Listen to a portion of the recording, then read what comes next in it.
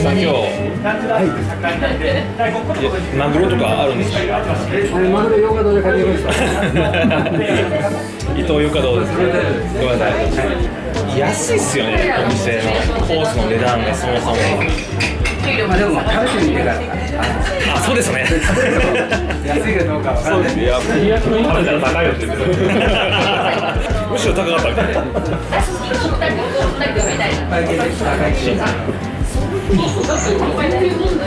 あ、そばだ。これが締めのそばみたいなのあるんで。飛ばしますね、今日。おかげで。高いわね。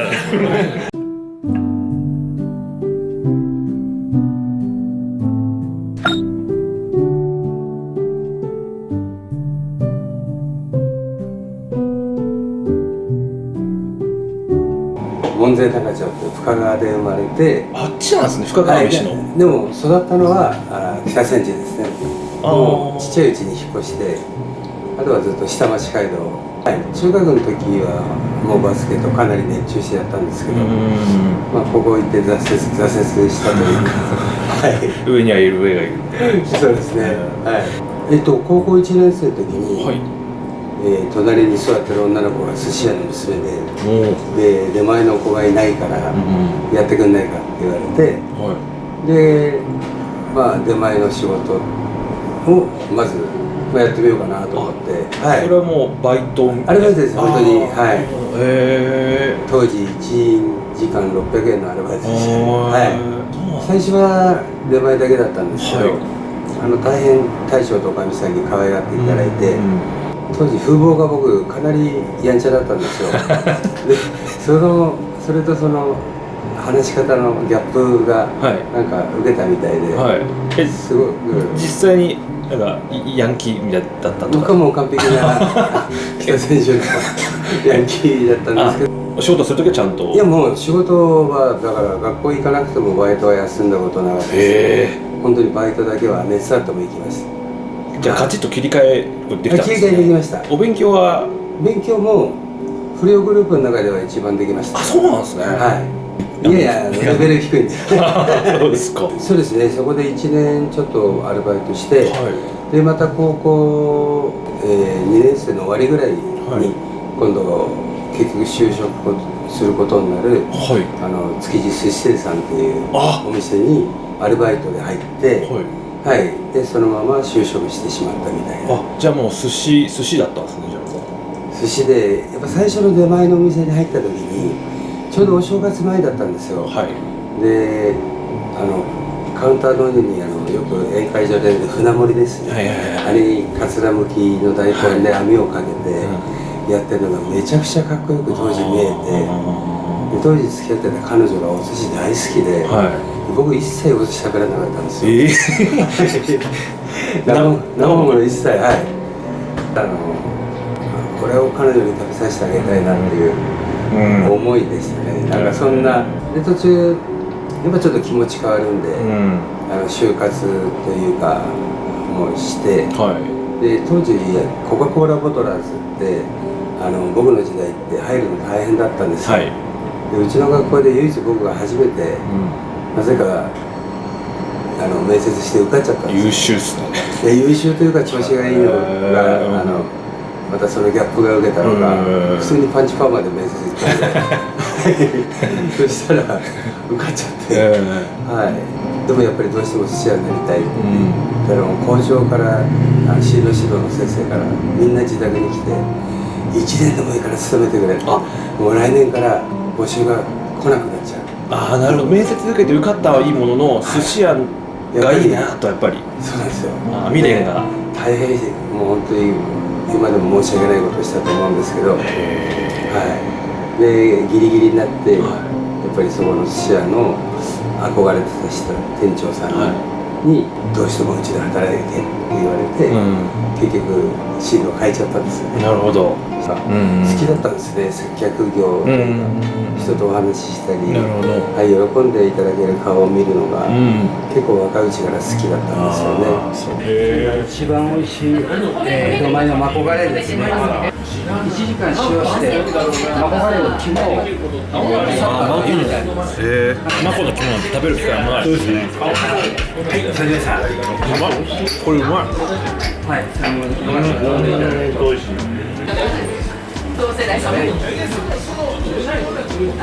パウチの中に山ごぼうの隣醤油、木曽ごまを巻いたものですね。ああ、絶対うまいじゃんこんな。トロタクならぬトロごぼうです。トロごぼう。はい。でその下にあるのが今オホーツクの一角でしか取れないんですけど、これシマエビ。今日はこのシマエビの頭ですね。ちょうど周りの殻取ってあります。いや、トロごぼう超うまい。海の香りと土の香りがね、意外な組み合わせですけど。はい。マグロと合う？うん。うまい。ありがとうございます。寿司屋っつうのは高級な寿司屋だけが寿司屋じゃねえぞと。こういう寿司屋って絶対一番ちょうどいい。そうなんです。そうなんです。北海道のズワイエビでございます。ズワイエビ。ズワイガニでございます。真ん中のこれだしで伸ばしたカニ味噌なんですけど、こちらをお付けになって召し上がってください。麦のソーダ少々すぐ購入してますが、なかなかね、ちょっとだけその残ったカニ味噌をそのまま置いといてください。はい。ふわとろで焼いた卵焼きでございますので、でよかったら一切れそのままで、もう一切れ残ったカニ味噌をつけても美味しいんで。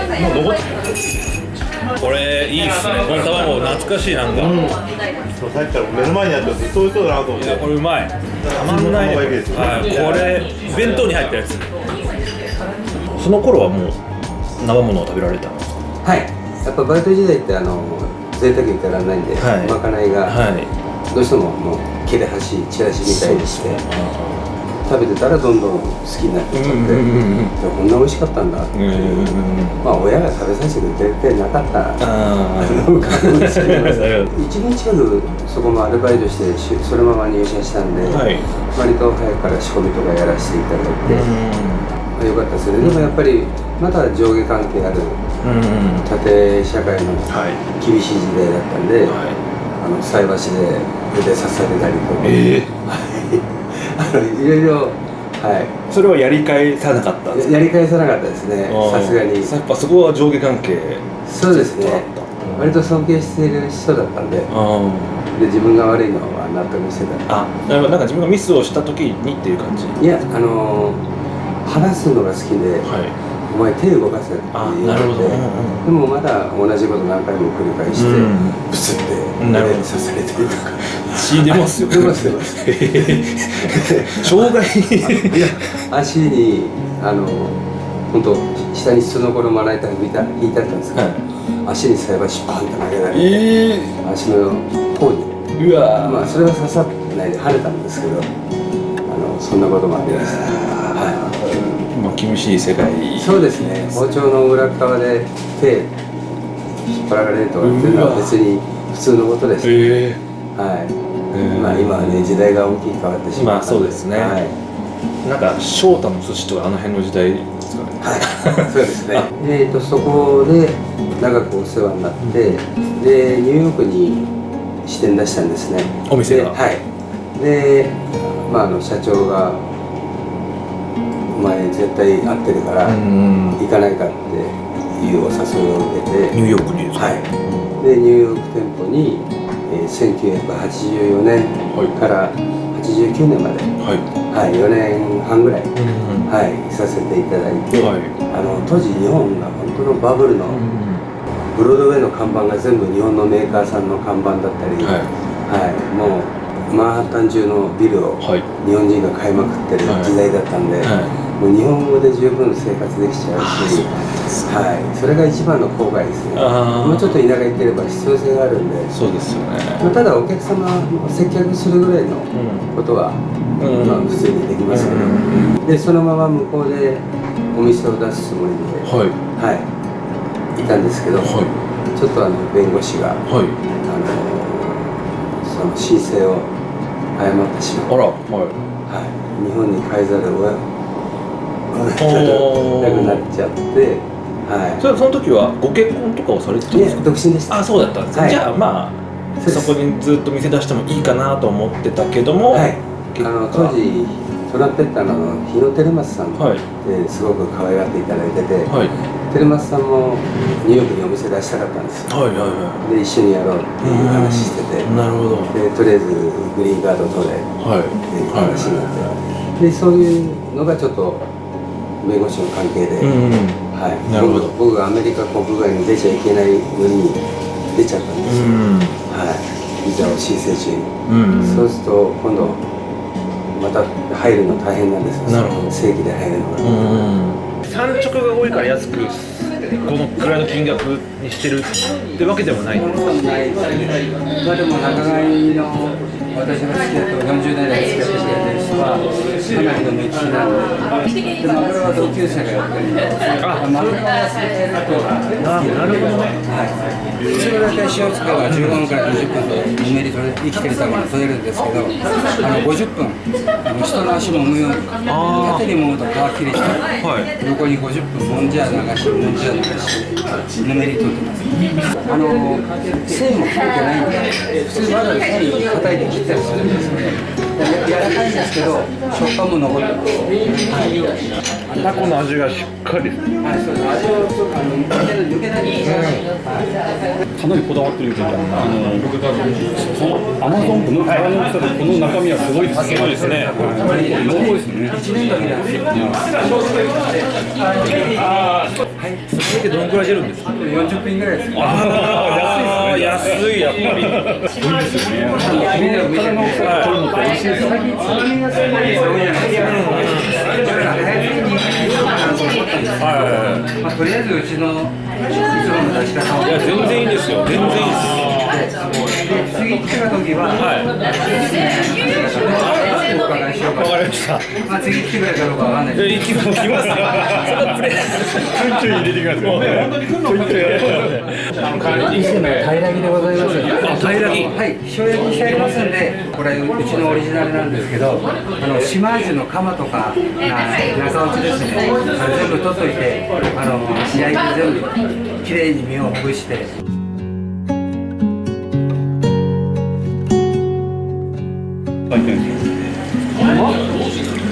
高級シーチキンです。美味しいですよね。こういうのってなかなか出会うことないんで。ない。これでもすごいですね。エコの店なんです。いや美味しいこれ。どうです。捨てんじゃなくてこういうことですよ。企業努力だ本当。これ三陸のカツオ皮付きの部分を赤身の部分だけ10分間薄いだけで軽い漬けにしておいて、今皮目だけフライパンでジューッてやりましたんですけど、はい、この皮の香ばしさと本当は身がもうちょっと冷たくて皮の温度差があればあるほど美味しいんですけど、ちょっと塩入れてる間の時間がロスして、それそんなこと謝られても。しいたけ美味しい。はい。これも一つだけマジックマッシュルーム入ってる。満足お会計してもらってもいいぐらいの。お会計お願いします。通る声で言わない。志村けんさんのコントのそんな感じなんですよ。接客がそう昭和なんですよ。これどうしても酢飯を多めに炊くんで、最後に残ったんですね。なるほど。交互に口の中に入れていただいて、口内調理していただいて、お酒を食ってるの。ありがとうございます。わさび待ってるんですけど。完全に忘れてますよね。でもカツオを早く出さなきゃ。あと握りは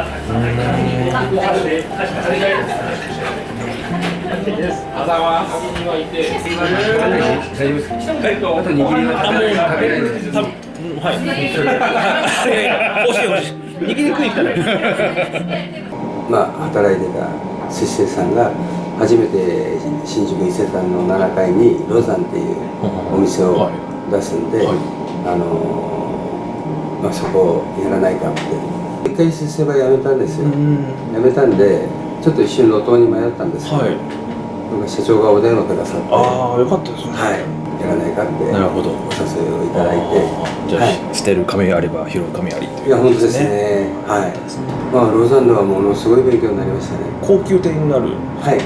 高級志向のお店で正式には初代店長を僕がやらせていただいて、まあでその後に四谷の三谷君、とかがあそこの店長やって、結構あそこの歴代店長みんな成功してるんですよ。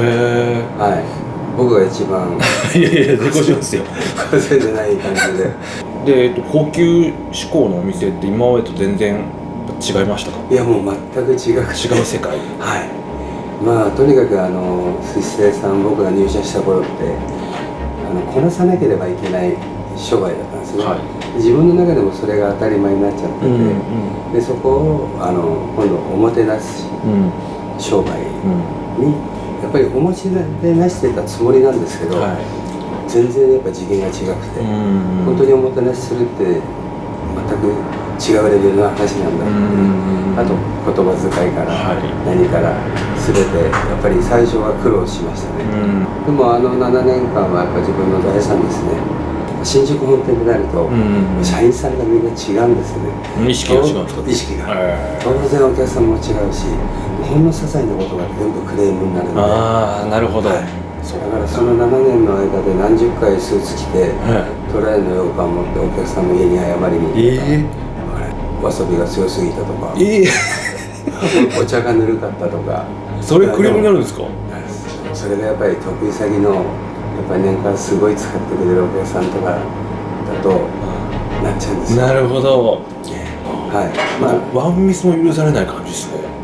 そうですね、相当ミスしましたけどね板前が7人、多いですね。裏方が4人ぐらいで、ホールさんが昼夜合わせて昼6人夜6人とかいたんで、ちょっとだいぶ多いですね。だから昼のまかないとかになると昼の人と夜の人両方食べるんで、30人前近く作ったりとかで、常にやっぱり揉め事ってあるんで。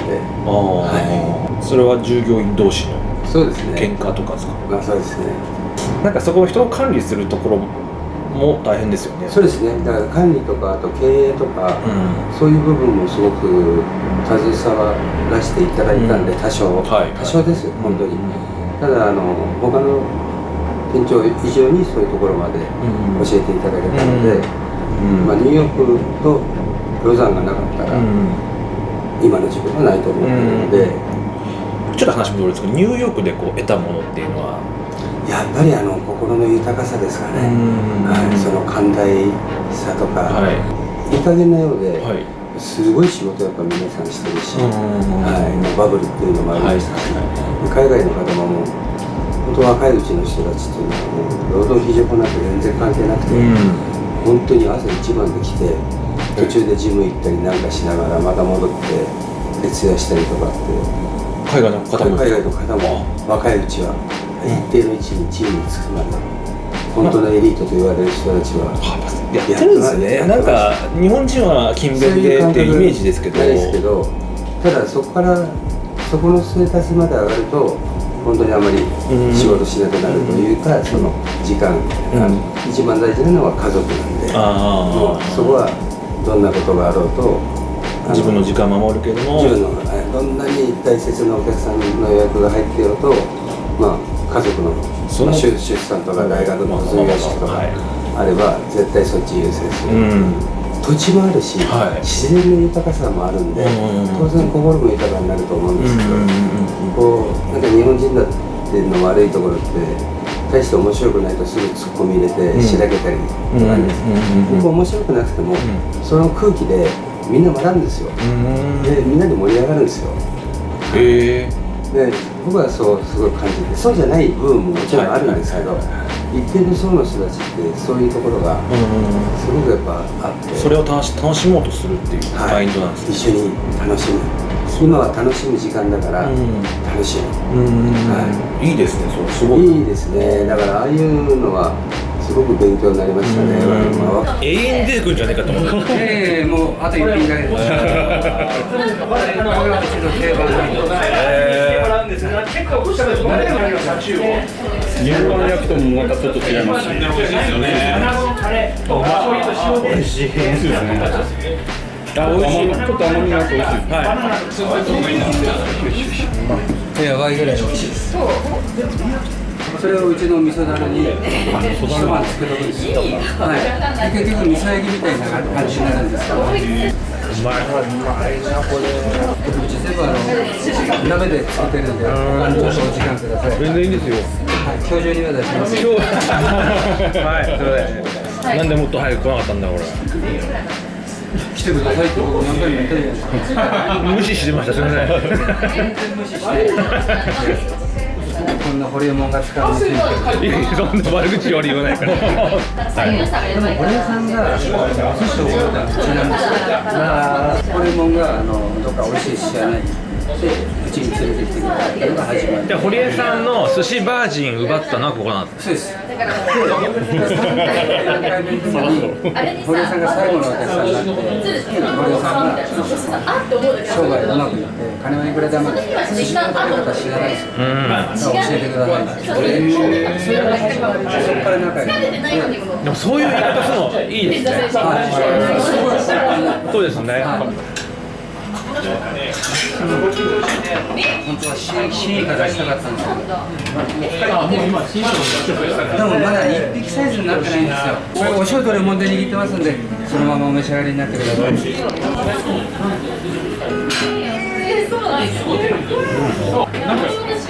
イカスタートっていいですね。はい、イカスタートいいです。赤酢です。これは一番酸の薄い赤酢なんです。そう赤酸ですと酸味がすごく薄いです。赤酢だけ、赤酢と米酢だけじゃないですね。これが一番最初に出したマコガレー、あれは今日おろしたマコガレーです。しっかり水分抜いたマコガレーです。旨味と香りがいいと思います。今チキンないと感じないんですよ。やっぱいい香りいいですね。香りいいです。知らないです。知らない。あ、これ3枚漬け。3枚ですか。はい、3枚。手間かけたらもっとじゃない。まあでも進行はやっぱ2、3枚ですね。味があって美味しいです。僕も2枚か3枚だと思うんですね。自分で作って。めっちゃむせてるやん。何も食べてないです。何も食べてないよ。しんがりなんで。美味しい味です。美味しいです。美味しいですね。シャリとの相性がね、やっぱり好きな味で甘いんで。そうですね、シャリとのバランスいいですね。バランスがいいですね。シャリとの相性がすごくいいですね。食べログに20点ぐらいつけて。そのロザンを辞めるきっかけってなかったんですか。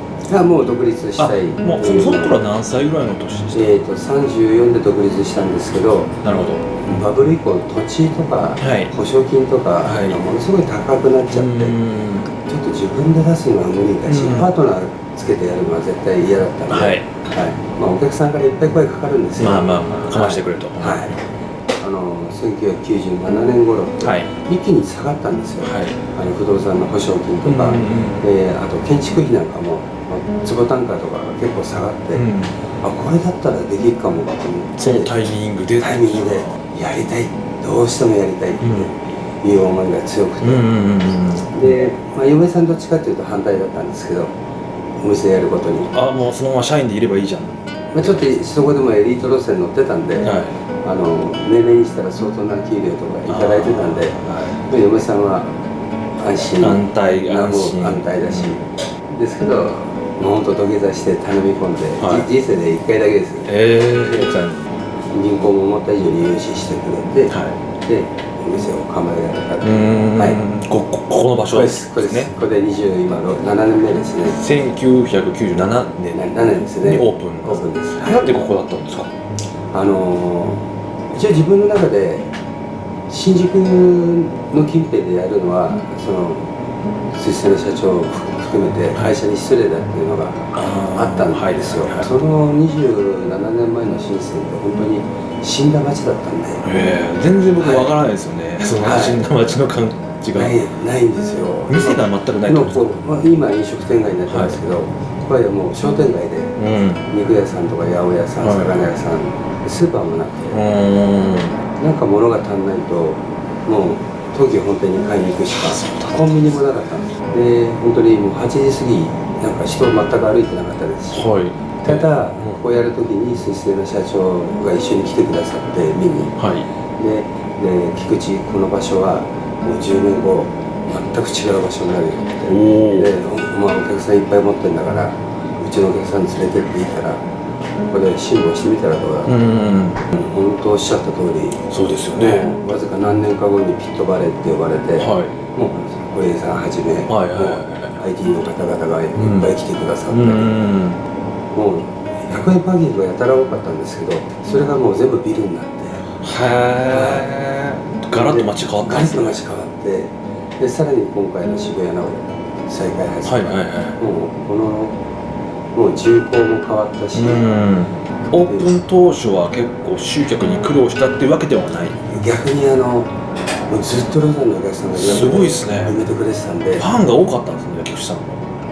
まあずーっと来てくれて。そうですねはなんで逆に地元の人が、い。はここは予約取れない店だだから天狗になってるみたいな言うななるほどに思われちゃったんですよ、はいは全然そんなちゃんと丁寧にお断りしてたつもりなんですけい。どなるほど。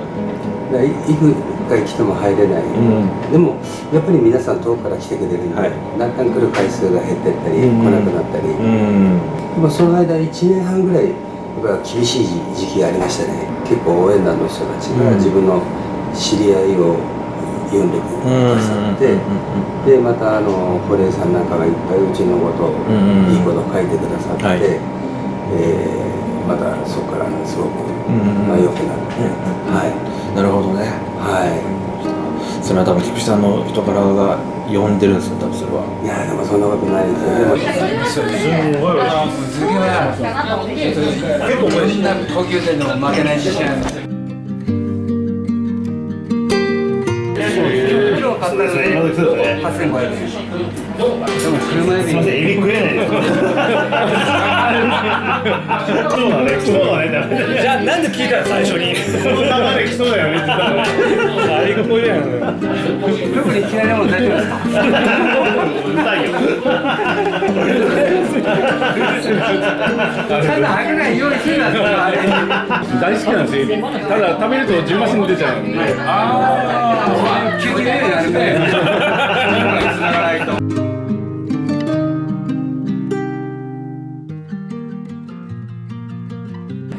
梶ヶ谷あんまり。梶ヶ谷行きます福原って寿司屋があるんですよ。うちのお客さん一人で行っちゃったじゃない。リコさん何やってんの？勘弁してくれと。今おしゃまんべの国旗が嬉しい気づきないですか？高いですよね。昔10年ぐらい前ですかねいや、美味しい。全然美味しいと思うんですよ。あ、もう冷凍関係ない。あとはもう管理の仕方と解凍の仕方なんですよ。解凍はやっぱ難しい。逆に今の時期の油がいい。マグロよりもこっちの方が油があって美味しい。美味しい。香りがあるんで。ありがとうございます。冷凍で言わなくてもいいと思います。むしろ。生です。あれ、あー、硬くて食えないな。それ食べたら面白い。もう一回いきます。はいっす。島寿司です。はい。島抜きです。なんかやりたかったんです。飛行機の高級店がなんか最高。これ超うまい。美味しいよ。一番うまいですね。一番今日一番。今日これ一番です。おかわりはすみません。回転寿司にあるのはもう洋食。全部よろしく。まあ普通の1、2万のお店も洋食だね。ただコロナ以降がやっぱり今もそうですけど、はいまあ、接待っていうのが本当に減ってしまったんで、はい、うちはもう超高級店とかじゃないんで、会社によってはもう部長クラスさんだと接待がほとんどなくなっちゃったりしてるような会社も、価格帯はうちは今お任せ1万6000円から1万7000円で、安いですね。はいだからミドルクラスというかの、それもうはやっ分かってくれてるお客さんはもう圧倒的にコスパがいいっていうことは皆さん言ってくれます。ぱそれはもうね最初から狙ってやられたんですか、その金額やられてます。やってやりました。超高級にはしなかった。もう自分には合ってないんで、よりもやっぱりアットホームで、で入ってきた時初めて来るお客さん緊張してらっしゃるじゃないですか、緊張しない寿司屋を目指してたんですよ、もう初めて来ても安心できるから親父ギャグいっぱい飛ばすんですけどでもちょっとこう和らいでいただける、いつかはやっぱり魚がっていうから、1人料理が2万円まではあげないと多分やっていけなくなるんですよ、相当量も多いんですようち、つまみもかなり出て、そこから握り13貫めちゃくちゃ安いですね。13貫出るんで、お酒も安いんですよ、だから結構飲んでも大体1人2万ちょっとぐらい、2万2、3000円とかそんなもん。今2万2、3000円いく人はかなりすごいな。それ以上は絶対あげたくないなっていう思いですね。なるほど。自分も楽しくやらないと続かないんで、今還暦60歳なんですけど、まだまだ自分の商品価値があるうちはやりたいと思ってるんで、醤油は最小限で、それを補うのはかつおだしで補ってます。ああ、なるほど。はい。だしなんで粒硬くなってません。これをこの時期なかなかおよそから食べたいと思ってます。ウニも出んですか？はい、どうも。ニーウと呼んでます。ニーウですね。評判が入らない。最近のウニめっちゃ盛りです。ああ、盛りますよね。ちょうどいいのってありますよね。そうですよね。僕ね、これちょうどいいんですよ。これ魚体のうわー、美味しい。鴨から大トロにしたい。皆さんすごい味噌ばっかりいけるから、ちょっと緊張してます。あー、ＩＫＫＯさんそれ美味しいです。うまっ。筋の旨味が。筋の甘みですね。それエロい。これエロいっすよ。一方までです。これ体に栄養分入れてたんで、ちょっと甘みのあるね。甘みがそうですね。甘みある。私も心苦しいんですけど、一応うちのお任せコースここまで逃げ出していただきました。ありがとうございます。最高です。最後は江戸前アナゴで結構ご満足いただきました。あ、本当に美味しかったです。いや、まず最高です。すごく美味しかっこの後ボラーチョ行かないでください。 20何年でしたっけ？はい、27年目です。すごい半端じゃないことですよね。そんなことない、そんなことない。もうこれしかできないんで。もうだってコロナ前の 1.5 倍になってますからね、魚。そうなると他のお寿司屋さんもまた上がるんで、相対的に。うちその時1万1000でやってましたからね。お任せコース。すごいコロナ明けてこの値段になっちゃって、で1万6000まで段階的に上げさせてもらって、今新しく出してる寿司屋は大体お任せコース4万円とか3日万本5千円人いけないよな。ですよね。もうIKKOさんが一番ご存知で。でもその中でも菊池さんはめちゃくちゃじゃあ安い部類に入るわけじゃないですか、そうすると。自信はあります。はい。やっぱそうするとやっぱ需要は絶対ありますよね。やっぱウニとマグロはやっぱり一番は買えません、正直。でも他の魚は一番買ってます。値段以上にのものは出してます。それ以外は一番。それ以外はもう一番を買うように努力してます。わかりました。よろしくお願いします。ありがとうございます。ありがとうございます。